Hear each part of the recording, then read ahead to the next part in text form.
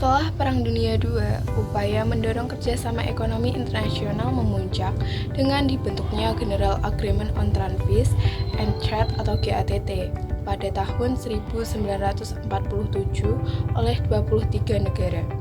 GATT berhasil menurunkan tarif global dari lebih 20% pada 1947 menjadi di bawah 9% pada 1994. Meskipun berhasil, GATT hanya merupakan perjanjian tanpa kemampuan regulasi dan penegakan yang kuat.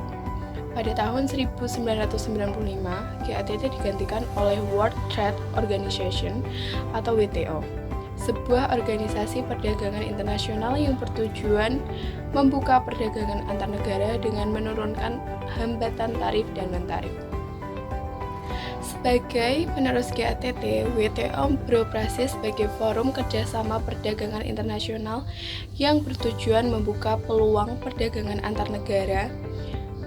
Pendirian WTO berawal dari negosiasi yang dikenal dengan Uruguay Road pada tahun 1986 sampai 1994, serta perundingan sebelumnya di bawah General Agreement on Trade and Trade atau GATT.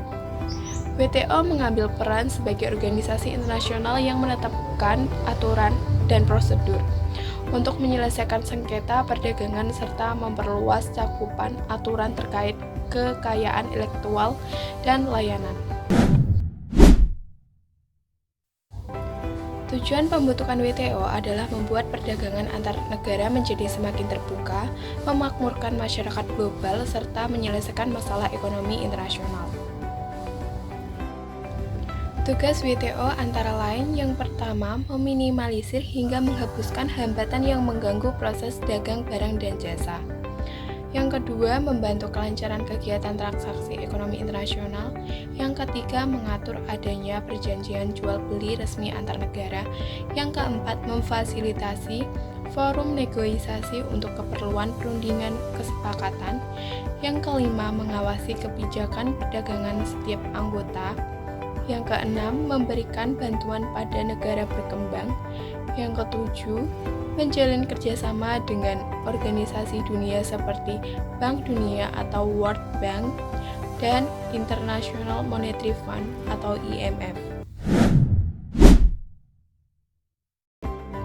Fungsi WTO dapat dibagi menjadi 3 kategori. Yang pertama, mengelola perjanjian perdagangan internasional. WTO bertanggung jawab untuk mengelola perjanjian perdagangan internasional yang telah disepakati oleh negara-negara anggotanya. Perjanjian-perjanjian ini mengatur berbagai aspek perdagangan internasional seperti tarif, kuota, subsidi, dan investasi. 2. Menjadi forum untuk negosiasi perdagangan internasional. WTO menyediakan forum bagi negara-negara anggotanya untuk melakukan negosiasi perdagangan. Negosiasi ini bertujuan untuk mengurangi hambatan perdagangan dan meningkatkan arus perdagangan barang dan jasa. 3. Menangani sengketa perdagangan internasional. WTO memiliki mekanisme untuk menyelesaikan sengketa perdagangan internasional.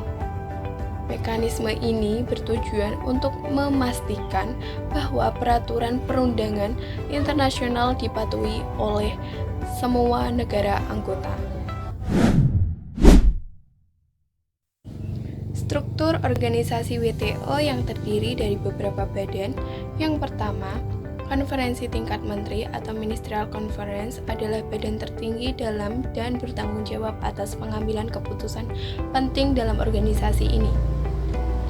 2. Dewan Umum atau General Council terdiri dari delegasi negara-negara anggota dan bertanggung jawab atas pengambilan keputusan rutin dalam organisasi ini.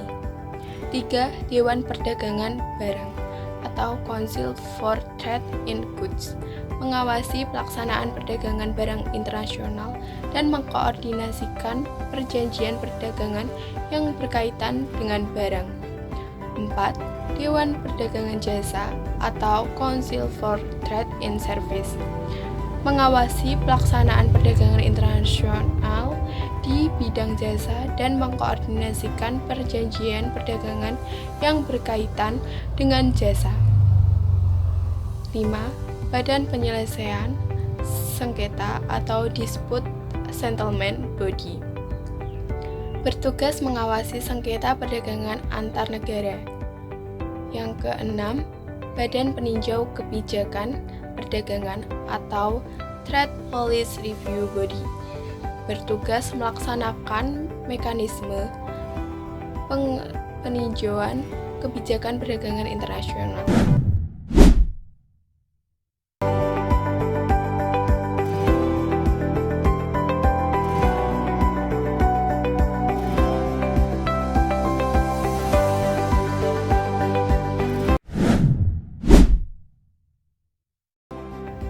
WTO menjalin kerjasama dengan anggotanya melalui berbagai mekanisme, antara lain, yang pertama, pertemuan dan negosiasi. WTO secara rutin mengadakan pertemuan dan negosiasi antara anggotanya untuk membahas berbagai isu perdagangan internasional.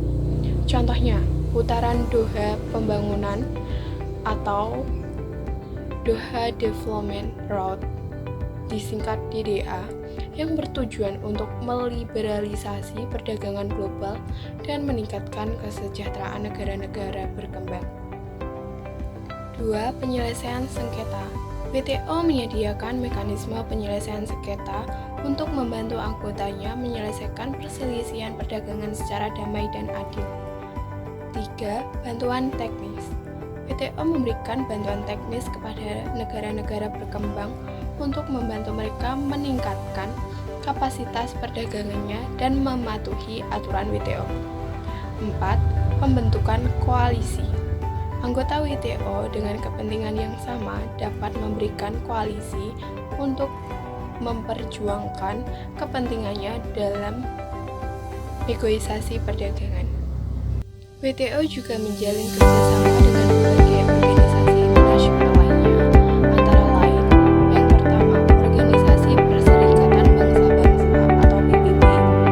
WTO bekerja sama dengan PBB dalam berbagai bidang, seperti pembangunan berkelanjutan, hak asasi manusia, dan lingkungan. 2.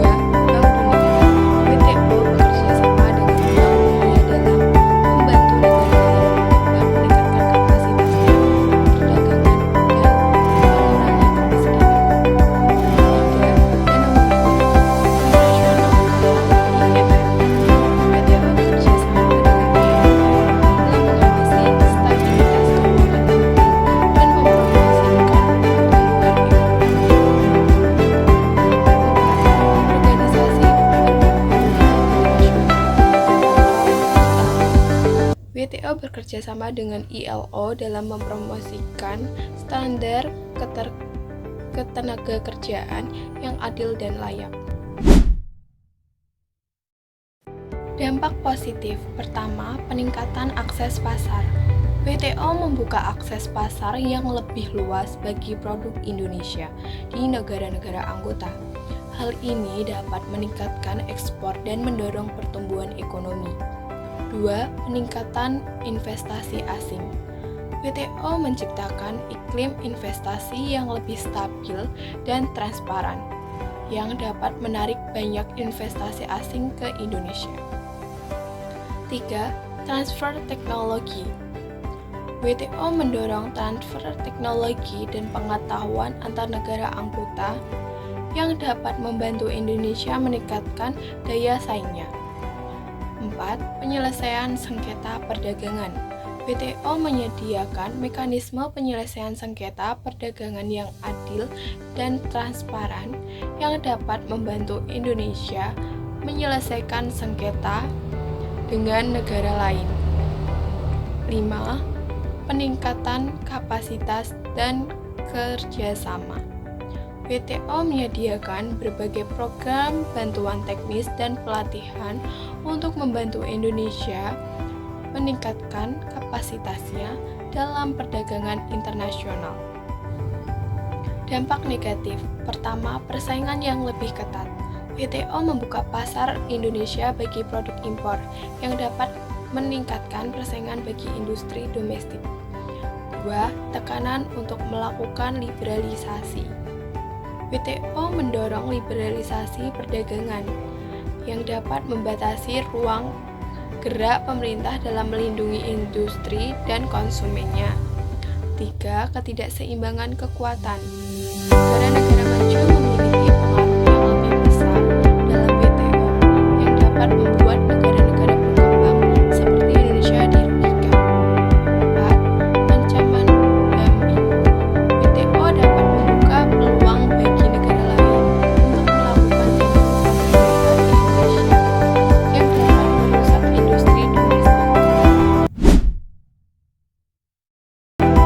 Badan pengambil keputusan tertinggi di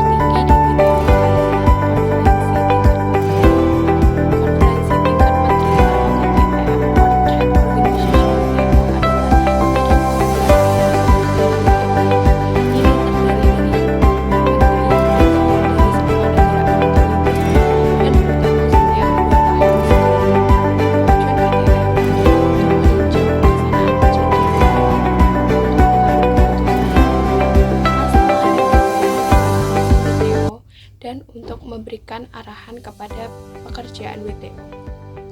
Konferensi tingkat menteri pertama Organisasi Perdagangan Dunia atau KTM WTO diadakan di Singapura dari 9 hingga 13 Desember 1996. Konferensi tersebut dihadiri oleh Menteri Perdagangan dari 128 negara anggota WTO. Tujuan konferensi tersebut adalah untuk meninjau kemajuan yang dicapai dalam putaran Uruguay perundingan perdagangan multilateral dan untuk memberikan arahan untuk pekerjaan masa depan WTO. 2. Konferensi tingkat menteri KTM kedua diadakan di Jenewa, Swiss pada 18-20 Mei 1998. Konferensi tersebut dihadiri oleh perwakilan dari 132 negara anggota WTO. Tujuan konferensi tersebut adalah untuk meninjau kemajuan yang telah dicapai dalam pelaksanaan putaran Uruguay perundingan perdagangan multilateral dan untuk memberikan arahan untuk kerjasama masa depan WTO. Yang ketiga, konferensi tingkat menteri WTO diadakan di Seattle, Washington, Amerika Serikat dari 30 November hingga 3 Desember 1999. Pertemuan tersebut dihadiri oleh perwakilan dari 135 negara anggota WTO. Tujuan konferensi tersebut adalah untuk meninjau kemajuan putaran Doha pembangunan perdagangan dan untuk memberikan arahan lebih lanjut tentang negosiasi. Konferensi tingkat menteri KTM ke-11 World Trade Organization WTO diadakan di Buenos Aires, Argentina dari 10 hingga 13 Desember 2017. Konferensi tersebut dihadiri oleh para menteri perdagangan dari 164 negara anggota WTO. Tema KTM ke-11 adalah WTO untuk masa depan, menciptakan ekonomi yang lebih inklusif dan berkelanjutan. Tujuan konferensi tersebut adalah untuk mengambil staf kemajuan yang telah dicapai dalam perdagangan multilateral sejak KTM tersebut di Nairobi pada tahun 2015 dan untuk mengidentifikasi cara-cara untuk memperkuat sistem perdagangan multilateral. KTM ke-12 diadakan di Jenewa, Swiss dari 14 hingga 15 Juni 2022. Konferensi tersebut dihadiri oleh para menteri perdagangan dari 164 negara anggota WTO. Konferensi tersebut membahas sejumlah isu termasuk reformasi WTO.